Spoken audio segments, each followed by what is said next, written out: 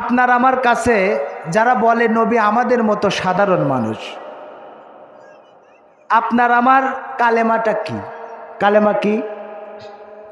মৃত্যুর সময় যদি নসিব হয় লা ইলাহা ইল্লাল্লাহু মুহাম্মাদুর রাসূলুল্লাহ সাল্লাল্লাহু আলাইহি ওয়াসাল্লাম, এই কলেমাটা যদি মৃত্যুর সময় নসিব হয়, জবানে আসে, তাহলে বোঝা যায় সে ঈমানদার, জান্নাতি। ঠিক কিনা?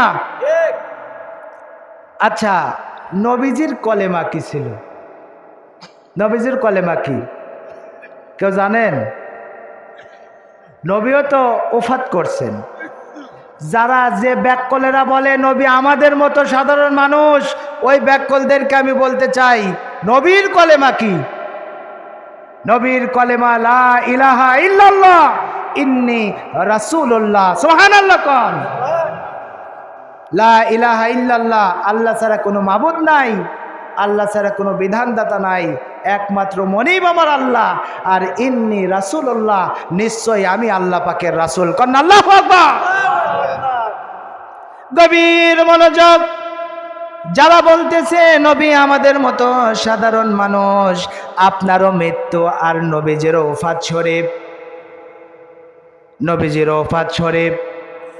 আল্লাহ পাক আজরাইল আলাইহিস সালামকে বলতেছেন, যখন নবী আমার রিসালাতের কাজকর্ম যখন সমস্ত কিছু যখন কমপ্লিট করলেন, কমপ্লিট করার পরে আল্লাহ পাক আজরাইলকে ডেকে বলে, আজরাইল, ও আজরাইল, তুমি যাও যাও যাও আমার বন্ধুর হুজরা মোবারকে যাও, আমার বন্ধুর হুজরা মোবারকে যাও। তবে আজরাইল সাবধান, যে নবীকে সৃষ্টি না করলে আসমান জমিন কুল কায়নাত আমি আল্লাহ তাআলা কোনো কিছু বানাইতাম না।